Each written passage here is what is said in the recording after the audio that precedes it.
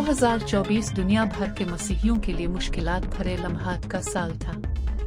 ईज़ा रसानी से लेकर ईमान में कामयाबियों तक इस साल के 10 नाकाबिल फरमोश वाक़यात ये हैं। 2024 में नाइजीरिया में मसीही बरादरियों पर हमलों में इजाफा देखा गया, जिसमें बहुत से लोग अपनी जानें और घर गंवा बैठे। ताहम उनका ईमान गैर मुतज़लज़ल रहा। शाम में मसीहियों को अपने अक़ीदे की वजह से जुल्म व सितम का सामना है। हाल ही में क्रिसमस ट्री को आग लगा दी गई, लेकिन बशार अल-असद की हुकूमत के खात्मे के बाद मसीही पर उम्मीद है। इसराइल और मशरिक़ वस्ता की जंग ने मसीहियों के खिलाफ जुल्म व सितम बढ़ा दिया। डोनाल्ड ट्रंप की बतौर अमरीकी सदर वापसी अमन की उम्मीदें ला रही है। नज़ीर मसीह और तौहीन मजहब के झूठे इल्ज़ामात का सामना करने वाले दीगर अफराद पर मुश्तइल हुजूम के तौर पर हमलों ने पाकिस्तान की मसीही बरादरी में शदीद बेचैनी पैदा कर दी है।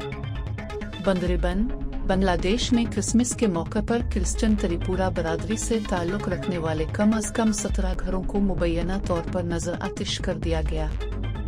आतिशज़नी के हमले ने रिहायशियों को, जो करीबी गांव में इबादत और क्रिसमस की तकरीबात के लिए गए हुए थे, बेघर और तबाह कर दिया। जहांगीर अली खानी, हामिद मिलमीरी और गुलाम इसहाकी को ईरानी पुलिस ने मसीहियत इख्तियार करने पर हिरासत में ले लिया था।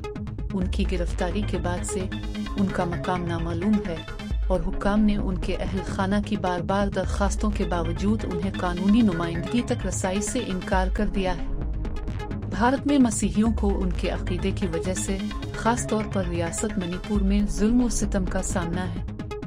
म्यांमार में मसीहियों को जुल्म व सितम का सामना है क्योंकि हुकूमत मसीहियों को मार रही है और गिरजाघरों को तबाह कर रही है। शुमाली कोरिया में किसी भी शख्स की शनाख्त मसीही के तौर पर की जाती है या मसीहियत बाइबल में दिलचस्पी जाहिर करने वाले को तकरीबन यकीनी तौर पर रियासत का दुश्मन समझा जाएगा। मालूमात का काबिल एतमाद ज़रिया CRC, जुड़े रहें CRC के साथ।